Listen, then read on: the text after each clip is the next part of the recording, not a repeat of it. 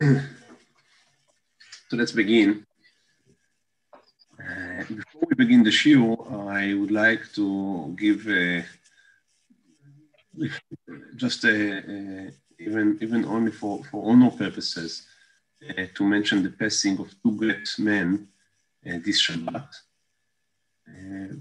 Are you recording? Yeah, it is recorded. It is recorded. So one of them, as I guess, would be much more known to us, and that is Rabbi Jonathan Sachs, who was the Rav Rashi of England and the whole Commonwealth, and in the promise also, you may almost say of the whole world in many of his teachings and his Torah and the inspiration he gave. And I myself, I heard of him when just before we were supposed to go out to Toronto. So I was looking for ways how to improve my English in a Torah-related way. So I got the advice, the Eitzah, to go and hear Rabbi Sachs online, and by this way to improve my English. Now that was immediately obvious that was a much that was a too high a bar for me, but even that I was not able to imitate what he was doing, obviously. But I enjoyed the Divrei Torah greatly, the shiurim and the lessons. So I was hearing them just for expanding my knowledge and to be inspired and to learn more. And I received much of him and some of the ideas. Sometimes I mentioned ideas that I learned from him, and some of the jokes that some of the jokes he was repeating. I think that we were allowed to say that from sicha to sicha, and that they themselves also are part of the Torah, I guess, that he was giving, and the ideas that he was able to give new shape to. A new form that would speak to this generation, and the way that it was received, not only in the Orthodox community, but in the general Jewish population and the general world. He was considered one of the leading moral voices in England and in the English-speaking world in general, and that was a great Kiddush Hashem, And for sure, we would miss him. That's one great loss. The other one, which I thought also we must mention here, is I think a little less known, and that was Rabbi David Feinstein, the son of Rabbi Moshe, the known Rabbi Moshe Feinstein, Ligot Moshe, who also passed away this Shabbat in New York. And he was a great posek, great posek. And while he was less outspoken, obviously, and he was more in the realm of halacha than of machshava. Nonetheless, he was one of the leading voices, the guiding voices for the NCSY, which people that are more familiar with the American setting know the importance of this organization for Keruv and for just the youth, teaching the youth. And he was a guiding posek for the RCA, one of the most important organizations for the Orthodox Jewish world in the States and everywhere. So we have lost a great deal in this Shabbat, and Bezrat Hashem, as always, we need to continue and try to carry the legacy and the teachings of these great people and that depart from us, to carry them in our hearts, in our mouths. And the shiur this morning would be Leilu Nishmat of both of them, and I hope, I know that's only a small mention, I hope that we'll be able to do some more in-length program or expensive program, because I think they deserve our full attention. So hopefully, I hope to be able to do it by Wednesday, Be'ezrat Hashem and Bli Neder, because that's means something that I would like to prepare in a proper manner. So hopefully, Be'ezrat Hashem will be able to prepare it by Wednesday night. So I hope that on Wednesday night we would have a more organized program. Maybe I would be able, now that everything is on Zoom, I'm sharing with you thoughts that I have, no commitment to anything, But as everything is on Zoom, so I was thinking to myself, if I can Zoom from the house next to you, we can also Zoom someone from United Kingdom for that matter, or from New York. And maybe, but I do want to have the program in Hebrew. So we'll see. We'll see how would be the right way to continue. But I do think, I am sure, that we need to give the proper respect to both of these people. And Bezat Hashem, I hope that we'll be able to do it by Wednesday. And if not, then the next week, when the Shiva would conclude, then we'll do that. Okay, so after this introduction, it's not an introduction, after these remarks, I thought that it's important to make. I would like to go with you over to the shiur. Now, where are we? So we have spoken last week, the general introduction to the question of the halachic moral, the halachic ethics of physicians, of doctors, of the medical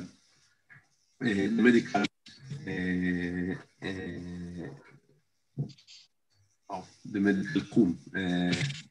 I'm missing a word here. Profession, medical profession. Excuse me.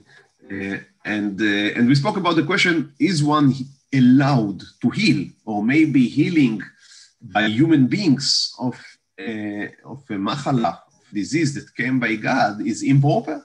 Maybe our reaction should only be on the spiritual level and not on the physical level. And we have seen different approaches to this question. But the final outcome, the bottom line, is that everyone does agree in the end that doctors in our situation, in our time and place, doctors have the obligation, not only they are allowed to heal, but they have the obligation to treat people that are in need. So this week, I would like to try and learn with you the question of, given that there is such an obligation, what are its sources and what are the implications of such a commitment? Do we need, or one of the two questions I would like to ask, as in the title of this shiur, is one, if it is a mitzvah and obligation, is a doctor allowed to take money for his services? And the second question is, to what extent is the obligation only individual, meaning resides with the private specific doctor or the specific sick person, or do we see it as an obligation upon the whole society to create a public health system? So would the Torah guide us? Would the Torah point us in the direction of a private health system or of a public one? So these are the type of questions we would like to explore today. And as we need to say in the beginning of any shiur, we will not be able to cover all the ground. Much was written. And I cannot even say that I read everything that was written, and much less I'm able to bring here to this short shiur everything that was written. So we are just seeing, I'm trying just with you to draw the basic arguments and to try and see, to map the different directions in which the debate was going. That's what we are trying to explore here. So now I would like to share with you our sources. And as I said, I would like to begin with a discussion of how can a doctor be paid for his services. And let's begin with the question, to what extent is the doctor obligated to give his services, to treat and to heal patients? Now, there are three different sources which we can cite as the root for the doctor's obligation towards his patients. One is from a very different realm, and that is Hashavat Avida, the commitment to bring back lost objects. So the Torah in Dvarim Perek Kaf Bet, Parshat Ki Teitzei, requires us that if we see an ox or a lamb of our fellow Jew, and it's being lost, we must not ignore it. Rather, we must take it into our home and to look for the owner and to bring the lost object back to the owner.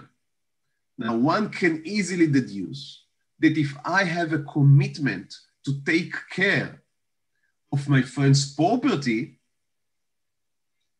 it's need not even to be said, it's a priority, it's kal v'chomer, that I must take care of my friend's body, right? Because property is less important than his physical health. So it seems to be a given that if I am required by the Torah to take care of my friend's property, if it's get lost, if it's in danger, then it's a kal v'chomer that I need to take care of my friend's body if he is in danger. So that is one source. The second source is in Parshat Kedoshim, in Vayikra Yutet, where the Torah says, quite explicitly, Lo telech rachil be'amecha, that's an issue about bad mouthing, speaking bad about someone, and Lo ta'amod al dam re'echa, you shouldn't stand over your fellow's blood. Ani Hashem, I am your God. And that was explained by the Mefarshim. What does it mean you should not stand over your fellow's blood? It means that if your fellow is in danger and his blood may be dropping or spilling, then we must save him. So here we have an explicit commandment to take care of a friend, of a fellow Jew that is in danger.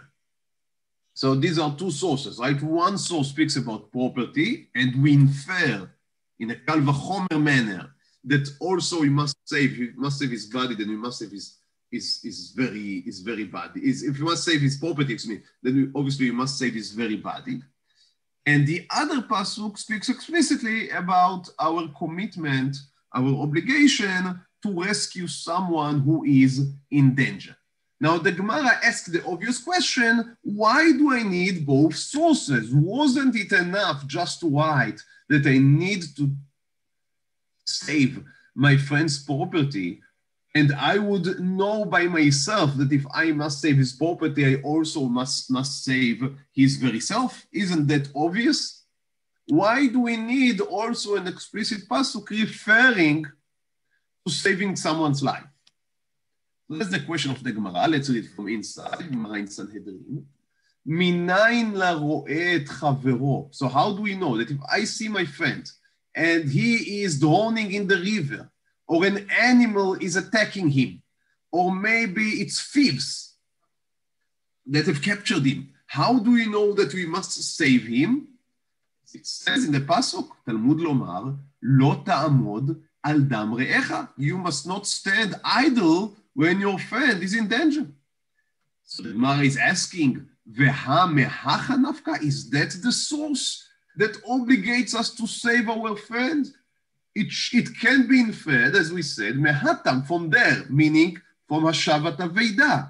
Avedat gufo minayin, Talmud lomar, v'ashevoto lo. So if we need to bring back lost objects, it's a kal v'chomer, it's a priority that we need also to bring back or to save someone's very life.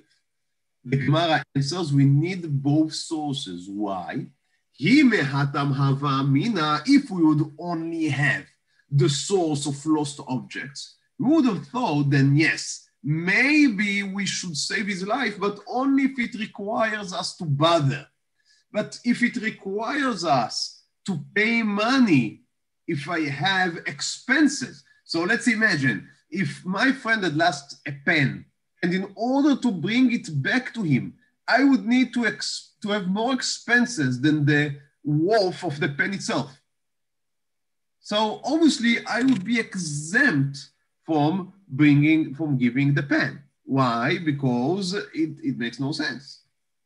I don't need to lose money to prevent my friend from losing money. His money is not more important than mine. But why do we need a special pasuk for your friend's life, that you must save them, save his life. That's because in order to save your friend's life, you even need to take the necessary expenses. So if I see, let's say, something of my friend's property floating in the river, and in order to take it out, I will need to have expenses. I need to build a dam, or I will need, I don't know, to use oil in order to take my boat over to the, etc., etc. Then I am exempt from doing so unless I know that I would be paid back, for my expenses. But, however, if I see, chas v'chayla, my friend drowning in the river, then I must take on myself whatever expenses needed in order to save his life. That's my obligation. So we see here, the Gemara is referring to both of these sources, and it explains to us why we need both, with a very important information that we receive here, and that is that the mitzvah to save my friend's life is even in a case in which it will cost me money. Now, that is not a great surprise. Let's remember that, for example, there is a mitzvah to take an etrog, right, on the first day of Sukkot. Now, that costs money. So we wouldn't think that the mitzvah to save someone's life is less important than the mitzvah to take a lulav. So obviously, it's not coming as a big surprise that there is a commitment to even to have expenses in order to save someone's life. But nonetheless, the Gemara does say it explicitly, which would become important as you would continue.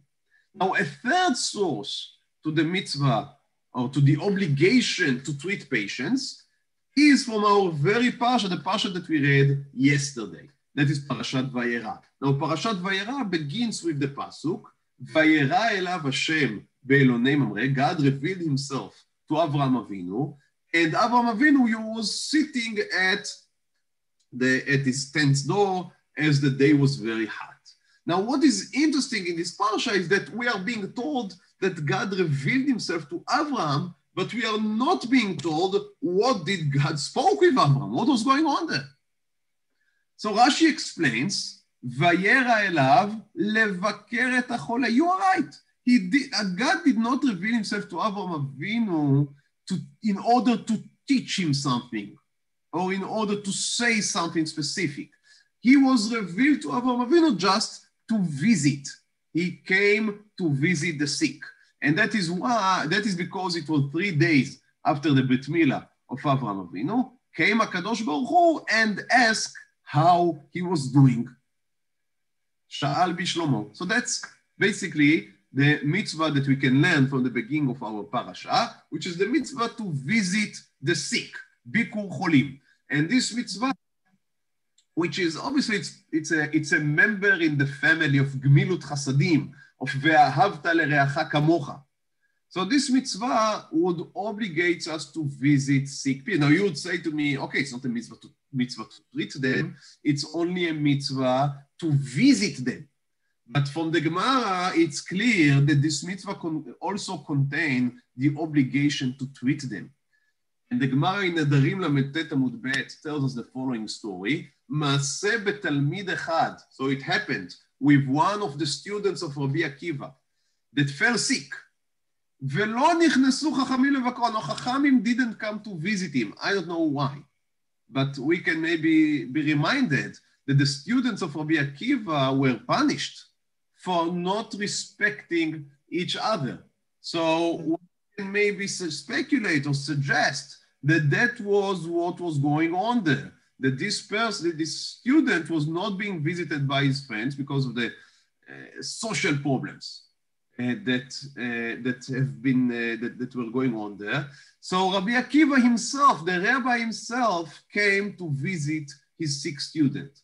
Nichnas Rabbi Akiva levakro, ובשביל שכיבדו ורבצו לפניו חיה. Now Rabbi Akiva went in, he saw that everything was dusted, was not clean, and Rabbi Akiva took it upon, he was the great rabbi, but he took it upon himself to clean and to arrange and to mend and to treat his sick student.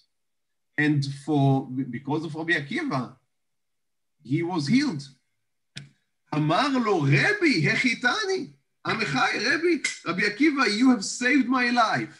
יצא רבי עקיבא ודרס, or רבי עקיבא went out of the student's house, and he announced, כל מי שאין מבקר חולים, כאילו שופך, if you do not visit the sick, it's like you have חס וחלילה, you have killed them. Wow. Now we see from here the importance that Bikur Cholim is not only to say, how are you doing?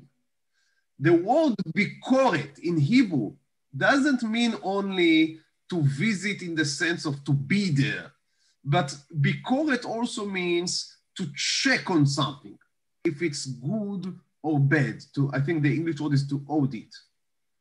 And maybe even, I think that even visiting in English can be, I don't know, can it be used for checking on something?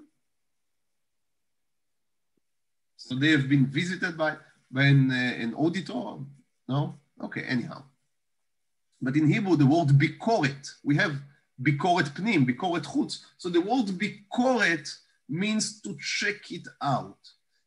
When we do bikur cholim, when we visit the sick, we also are making sure that he's being taken care well of. And if not, then of course we need to do what we need to do. So we see from here that the mitzvah of bikur cholim is also in itself is containing the obligation to treat the sick and not only to see him. Maybe you can say it's not really to see him, but see to him, right? That would be maybe a better way to put it. So these are three different sources for the doctor and maybe everyone, as we'll see in a second, obligation to cure the sick. One is as an expansion of the mitzvah to rescue one's property. And say if you need to rescue his property, then obviously you need to rescue his life. The second is an explicit commandment regarding saving people's life. And the third is a general mitzvah to visit the sick, which is explained by the Gemara as not only seeing them, but also treating them. So from all of that, we can say, and the Rishonim said, that physicians, doctors, has not only that they are allowed to treat patients, but they are obligated, they must treat patients. They must treat the sick. And that also brings with it a new question. If they are obligated by God to treat the sick, are they allowed to take money for what they are obligated to do? That is not a simple question. Usually we say, as we'll see in a minute, that if you are obligated by the halacha, by the Torah, to perform something, you cannot ask for money.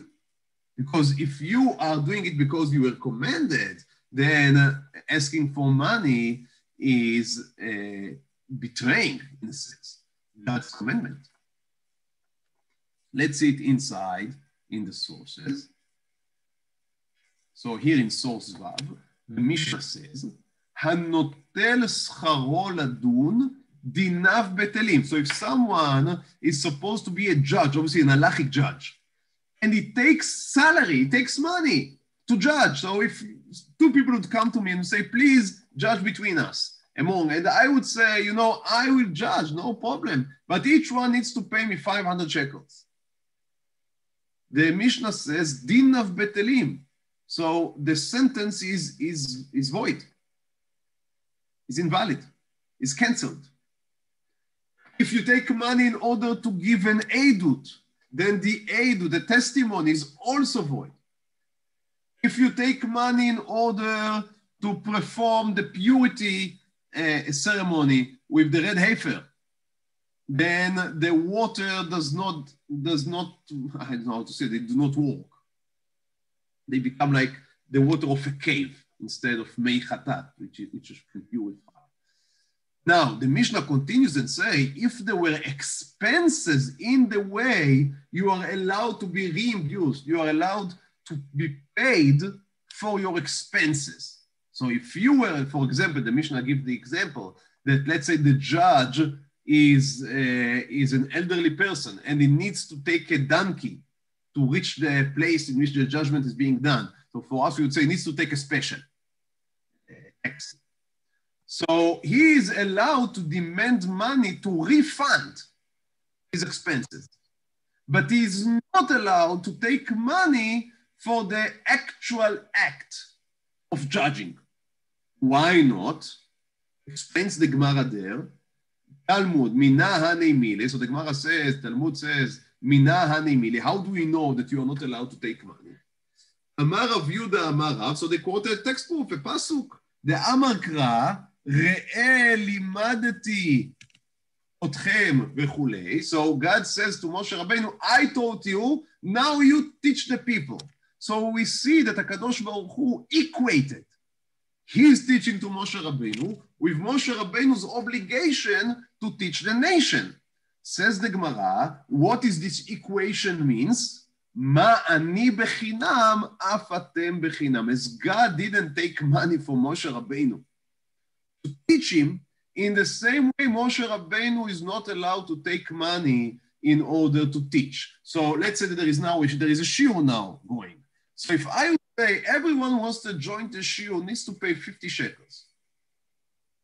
Now, if there is a breakfast and we want to be able to pay the breakfast, then that is no problem.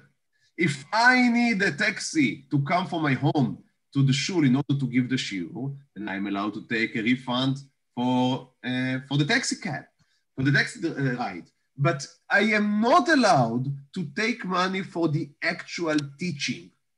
Why? Because just as God taught Moshe Rabbeinu for free, so I am obligated, lehavdil, to teach for free. And in the same way, says the Gemara, any mitzvah, to purify any mitzvah must be done for free. Why? Because we are doing it because we were obligated, because we were commanded, and not for the sake of earning money.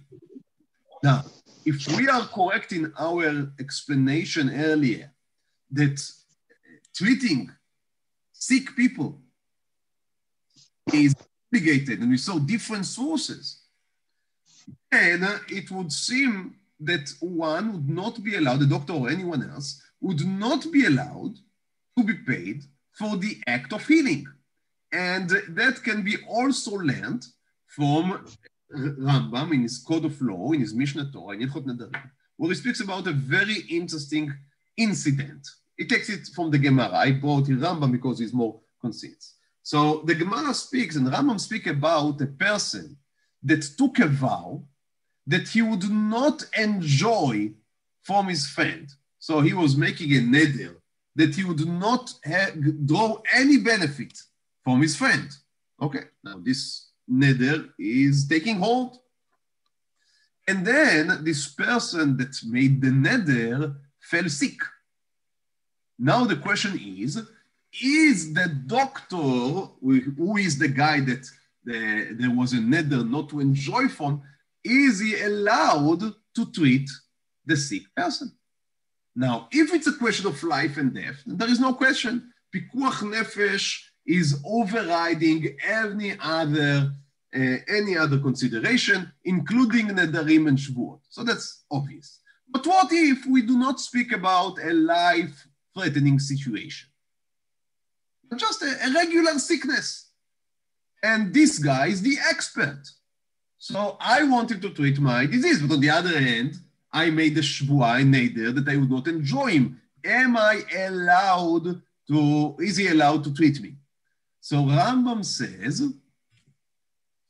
I'm reading from source Zayin, Reuven shenesra alav anayat Shimon ben beneder ben bishvuah, and now Reuven is sick, so is Shimon allowed to treat him? Says Rambam, Nichnas Shimon Nevakro. Shimon is allowed to visit him. And he says, Mutar lo lerapoto beyado. Shimon is allowed to treat this patient. Although he is not allowed to give him any benefit, that is not considered a benefit. Why? Because that is a mitzvah. That is a mitzvah. So we do not see it as a financial transaction. who see it as a religious action. Now, it seems obvious that the the conclusion is that indeed the doctor is not allowed to be paid for his services, which would be obviously revolutionary. So the doctor, but how can that be? Maybe some of you remember that just last week, we saw that the Torah explicitly said that if one person damages the other, injures him, then the injured party is allowed to sue for the money of the treatment, for the payment to the doctor.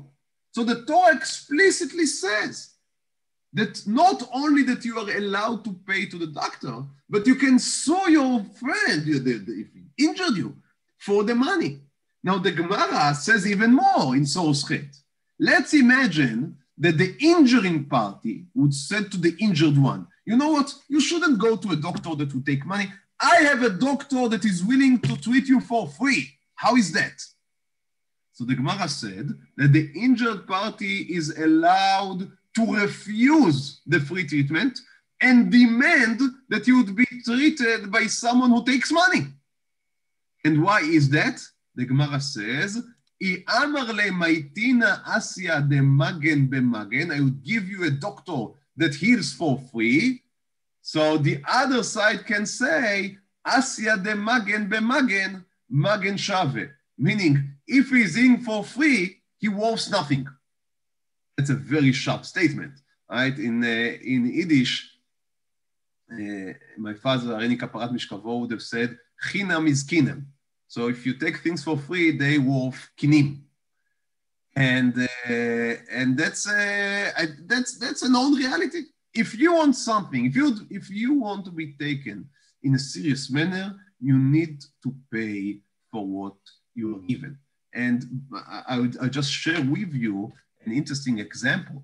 When I was involved a little with the virtual Beit Midrash of Yeshivat Har Etzion, so about 10 years ago, and they said everything for free. But we had the notion, and some of the people there were trying to push it forward, that if we would take, let's say, just subscription fee, 50 shekels, no more than that. Not because we need the money, but because we believed that if people would pay for what they get, they would be more committed and they would really read what we send every week. But if they can just subscribe for free and then it just comes every week and they immediately archive it, what you paid nothing to get, you give no value to. So I think that's a very human, human feature. That's the way that we treat things. So if we pay for something, we take it seriously. If we are being paid, we are committed. And that's why the Gemara says that not only that the doctor not necessarily has to work for free, it is preferred that he would be paid for, because then you take his work more seriously. So now, returning to our question. So we have now a type of a contradiction. Because on the one hand, we say that it's a mitzvah, so you're not allowed to take money. On the other hand, we say, no, it is better that the doctor will take money. So how can we reconcile these two approaches? Ramban, in his book, Sefer, Torah Adam, the laws of man, gives 3 different ways in which a doctor is allowed to take money. So one way, Le'inyan schar refuah, he says, nearly the mutar litol mehen. You are allowed to take some salary, but let's see under what conditions. By the way, Ramban himself, while it was not his primary job was to be a rabbi. He was Rosh Yeshiva, he was a teacher, he was a community rabbi, he was the whole of Spain rabbi.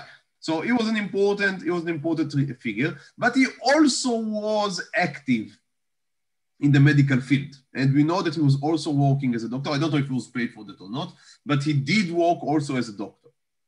So it's an interesting thing to see the way that he treats this question.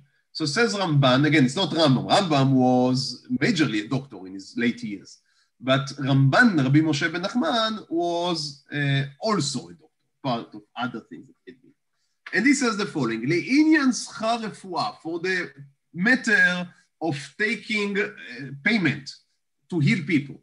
Nir'e li, says, it seems to me, דמותר ליטול מהן שכר בטלה ותיכה. It seems to me that you are allowed to take two types of payments. One is שכר בטלה, meaning to say, if you ask me now to be a doctor, I could have been, I don't know, an engineer.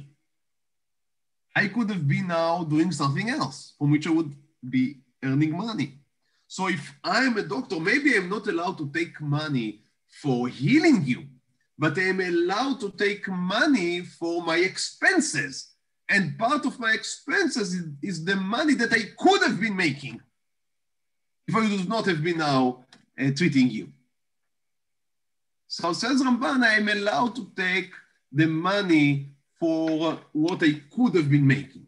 Also, on that you should add schar tircha. As we saw earlier in the Mishnah, if I have expenses for, let's say, maybe for some of the medicines I give, maybe for the taxi I need to take, maybe for some of my equipment, etc., etc., etc., I am also allowed to demand money for my expenses. So two ways of taking money as a doctor. One is taking money for what I could have been doing, and the other is taking money for my expenses.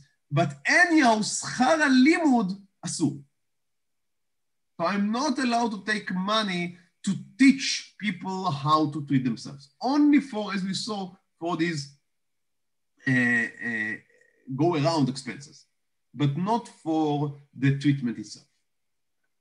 But then, now if we would have ended here, we must admit that that was a very limiting factor in the way that we can arrange our health system, regardless of being public or private. Because that would mean that we need to give some type of an average salary. Let's say if someone is a doctor, he would have been earning more than average salary, but not much more. How can we know? So that would mean not a very high salary. And the tircha, okay, you get expenses, but how much are they? But then Rabban continues and he develops another idea, a very interesting one. And he says, Kol mitzvat ase, any positive commandment, the ramya akulei alma, that is being given, is obligating not only individuals, but every individual.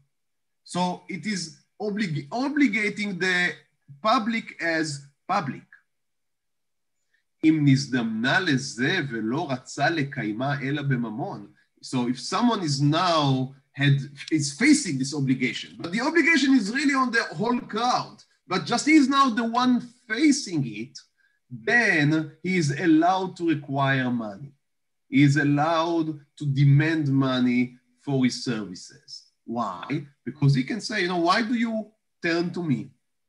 Maybe you turn to the, 10 million other people, Jews, that are also obligated to treat you. So in short, what Ramban says is that healing someone is not only the obligation of doctors, but as we saw earlier, it is a descendant of the general mitzvah of ve'ahavta l'reacha kamocha, of visiting the sick. We are all obligated to do it. And the doctors are our shlichim in this obligation to perform, to fulfill this commandment. So says Ramban, in such a scenario, then we are all obligated to support our shlichim. It's not only individuals taking care of individuals. Every sick person, all of us as a nation, are obligated to treat him. And we use, as I said, we use the doctors as our missionaries, as our delegates for this manner. And that is explained by Rabbi Eliezer Wallenberg, which I'm sure that we would quote many times in future shiurim about the ethical, the bioethics, the Jewish bioethics. Why? Because he was the rabbi of Sha'arei Tzedek for many, many years. And he writes in Tzitz Eliezer the following, כשיש עוד רופא, when there are...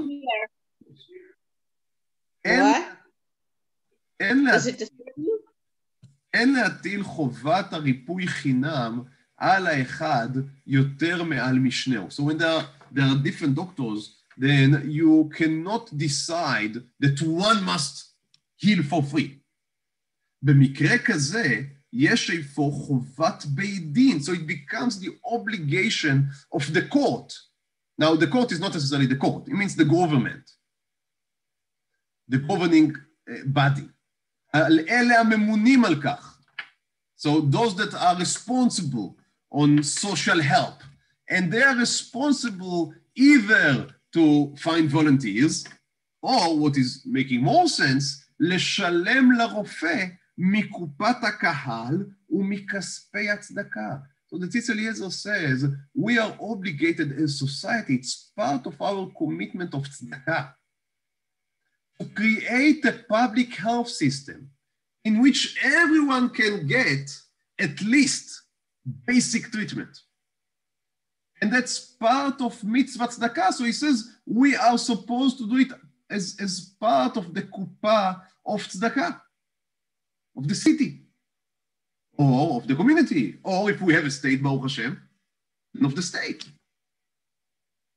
But we are supposed to take care of the question of health, not as individuals, because then we have, as I said, we have a problem. We cannot demand money, we cannot pay money, but we need to tackle it as a public.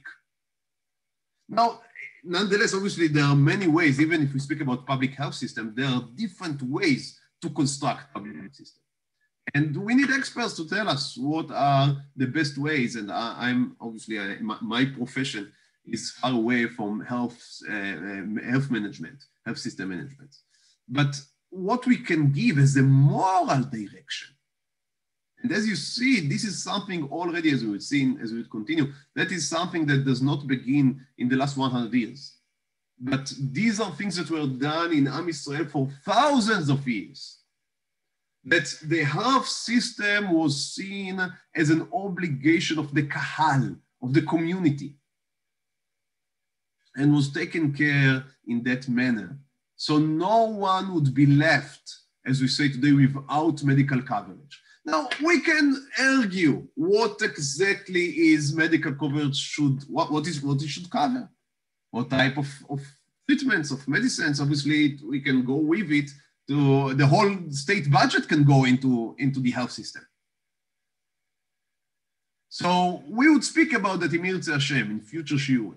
But it seems clear, at least to me, that the general guidance given by the Torah is that we should create at least a basic health system that can treat anyone for free. Now, what does it mean for free? Nothing is for free, because as we saw, treatment for free worth nothing.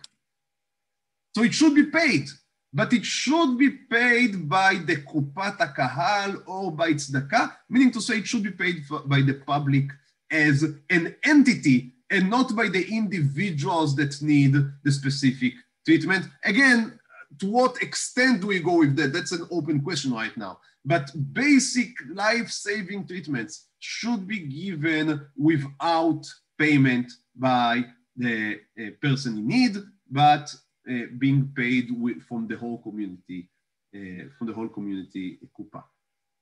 Now we can find a very similar institution with dayanim. We spoke earlier. We saw in the Mishnah that the Mishnah mentioned dayanim, judges, halachic judges, as not allowed to be paid for the work. So the obvious question is, so how would you have dayanim if you cannot pay them for the work? Then there would be no dayanim because people have to pay the bills. So how would you have dayanim? And the Gemara in Ketubot says, Amar Rav Yehuda, Amar Rav Asi, גוזרי גזרות שבירושלים. So there were people that were responsible for גזירות. Again, these are people that are responsible for halachic discussions and psikot. They would be paid 99 מנה מתרומת הלשכה. So they had a fixed salary from תרומת הלשכה, from the money that was paid to the Beit HaMikdash. So they had a public income, and they were public servants. And the Gemara goes to and explain that we need to pay them according to their needs. So the payment is global. You don't go into the question of how many hours do you work a day and pay him according to the hours. No, you pay them a global salary according to what is needed in order to create a good health system. Now, again, these are general statements. I didn't give any equation how to come to the final salary. So it should be twice the average salary. It should be 1.5. It should be exactly the average salary. It depends. It depends on how much do you have, what are your other needs, and how much do you need to pay in order to create a system that draws in good people so you have good doctors. About 40 years ago, there was a great strike of doctors here in Israel. And that caused a great debate for a long time. And that caused a great debate among the decisors, among the great poskim of the earlier generation. Is it allowed for doctors to strike? Because you cannot ignore the fact that in the end, that may put people's lives in risk. Now, there were different opinions. But one of the opinions was of Rav Chaim David Halevi. He was the Rav Rashi to Tel Aviv, and I think that many of us are familiar with his Kitzur Shulchan Aruch, Mekor Chaim. And he wrote the following, סוס י"ב. נראה שיש לקבוע לרופאים משכורות גבוהות. He says, I do think that we need to set high salaries to doctors. Why? לשם קיום הרפואה, in order to have a good medical system, a good health system. שאם לא כן, if you would not pay them in a proper way, לא ירצו לפנות ללימוד זה בעלי כישרונות גדולים. So you would lose good people that would not turn to this profession because they would know that they're not going to be paid. Now, you can be naive and speak about ideals. And by the way, I know some doctors, all of them are very idealistic people. They're excellent, beautiful people. But they need to pay in the supermarket as any one of us. So you need to pay in a decent way that would enable them, and it's very hard work. You need to pay them in a decent way so you'd be able to draw the best people. And he says, וכן נהגו גם בימים קדמונים, and that was the minhag always, לשלם לרופאים שכר גבוה, to pay them well. Now again, what is to pay them well? I'm not going to give an answer because I don't have an answer. And that's why there are experts that run the numbers, and sometimes you need just to play with it and to see what is the best number that would not take too much from the state, but would still allow to draw the best people. It can change from generation to generation. So I don't think there is any final say here that I will be able to tell you it should be 1.5 times the average salary. No, it depends. And sometimes you can pay in other ways, by the way. So if someone knows, for example, that he has a safety in his work, so you know that he has a safe work, that's worth money in a sense. Or vacation, there are different ways, benefits, social benefits, there are different ways. It's not only about money. But what is important here is that what the halacha is guiding us to is not to pay per treatment. That is something the halacha is rejecting. Why? Because paying by treatment is making the medical profession into a regular profession. It is not. It's a mitzvah. So in the same manner that the Torah does not want rabbis to be paid for per shiur or per teaching or per psika. Let's say someone would send me, nowadays, psikot are by WhatsApp. So someone is sending me a WhatsApp. And I would say, for any WhatsApp I'm answering, it would be 25 shekels. If there is a follow-up, it's only 12. So that is a degradation of psika and of rabbanut. Now that doesn't mean that rabbis are not to be somehow to make a living, but they shouldn't make their living per shiur or per psika. But in the same manner, the halacha is guiding us to a place in which doctors would not be paid per procedure, but in a global way, per month. And that obviously is leading us to a public health system, which is able to support such a thing. Now, as I said, that is not something that was decided or that was somehow uncovered 50 or 100 years ago. That is something that we can show, we can demonstrate, that had been in existence in Jewish communities throughout generations. I will give only one or two examples. So already the Rambam, that is 800 years ago, Rambam says, in Ilchot Schirut, and he quotes from the Gemara, which is 1,500 years ago. The Rambam says, "Anotea ilanot livnei hamedina shefsit." So someone is a gardener. And now he's gardener not only for an individual, but let's say that he's a gardener for the whole Medina, meaning for the whole city. And he made some mistake which wound everyone trees. Or a slaughter, a shoichet, that is damaging the behemoth that is shachtening. Or the writer of the city, meaning in their days they didn't have writing machines and not everyone knew how to write. So there was one guy usually that would have a nice handwriting, and he would write the checks and let's say the contracts in the city. Now these people were being hired by the community as a community. So they were community workers, or a teacher also of the community. All of these men, all of these persons, says the Rambam, if they made mistakes that cause damage, you are allowed, says the Rambam, mesalkim otam belo hatra'a. You are allowed to fire them immediately. Usually, if I have a worker, I need to warn him before I fire him. But in public service, says Rambam, I'm allowed to fire even without warning. So that is very contrary to what we are used to think. In our time and world, in the private sector, it's much easier to fire someone than in the public sector. But according to halacha, it's the other way around. In the private sector, when it damages only someone who is private, then there is a reason to say this individual is not more important than the other individual, so give him a warning. But if he is damaging the whole society, then we can fire him immediately. And the Rambam explains why. Shehem kemutrim ve'omdim, they are considered warned already. Ad sheishtadlu b'melachtam, they must take care in the work. Ho'il ve'emidu otam hatzibur aleim. Why? Because they are hired by the whole community. So when you are hired by the whole community, you cannot afford to be negligent, to not take care in a proper manner.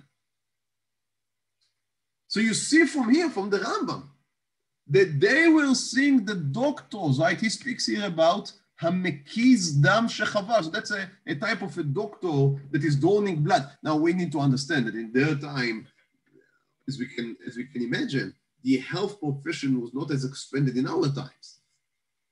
But one type of a doctor was the guy that is taking blood, not in order to check it as we do it nowadays, but they thought that taking blood once a week or once a month is good for your health. Nowadays we know that it's not necessarily so. But in their time, they saw it as beneficial for health to draw blood out of people from time to time. So that was a guy that was a public worker, and he would receive people or go to people to their house to draw blood. And that was, but if he made a mistake, I mean, you can imagine that his mistakes could be very dangerous. If he made a mistake, if it was by negligence, because it wasn't prudent enough, you can fire him. And Rambam says you can fire him because he's a public servant, and public servants are being held to higher standards. That's the view of halacha. So we see from here that physicians were seen as public servants. They were not only seen, that's what they were. They were hired by the community. And you would finish with one last source from the Yerushalmi in Kiddushin. And this source is from almost 1,800 years old. And the Yerushalmi says, Rabbi Chizkiah, Rabbi Cohen in the name of Rav. So that is from the name of Rav. Rav said, you are not allowed to live in a city. Asur ladur. Be'ir. So you must not live in a city in which there is no doctor, or there is no bath house, or there is no beidin who can punish. So these are social institutions. Says Rav that without them a city is not a city. You cannot say, if I have a problem, I'm going to the doctor in the next village. No. We must create in every city a functioning health system, a functioning bath system. In their days, there was no individual bath in any house. So they needed bath houses for hygienic. And you need a court system.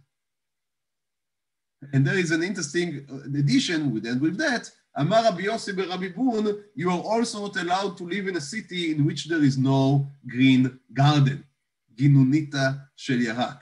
So that's a beautiful addition. So that's also something that the public should take care that there would be some greeneries in the city. But anyhow, we see from these very ancient sources that it was always considered as the job of the community, the role of the community, because the obligation to treat the sick, and we saw the different sources for it, but obviously there is an obligation to treat and to take care of sick people, is an obligation which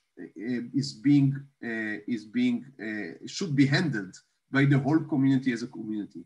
And that's why it's not the doctors that are obligated, it's everyone that is obligated, and the doctors should be hired by the state or by the community or by the city. So we can create different systems, but the bottom line should be that healthcare system needs to be public, needs to be free, at least for basic life-saving treatments, and needs to be if we want it to be free and public, it needs to be paid by the society. And with that, we end our second year on Jewish bioethics. In Mitzvah Hashem, next week we would continue and try to think about what type of treatments should be seen as a part of the basic, what is called Sal HaTrufot, the basket of medicine that the community or society is supposed to provide, what should be up to any individual, how can we consider the demands being made on us in terms of budget by health, and how can we see it with other needs and commitments that we have. All of that, Bezrat Hashem, next week. Thank you so much for joining me. Have a great week. Thank you, Rob. Thank you. Really interesting. Thank you. Shavua Tov. Shavua Tov. Thank you, Shavua Tov.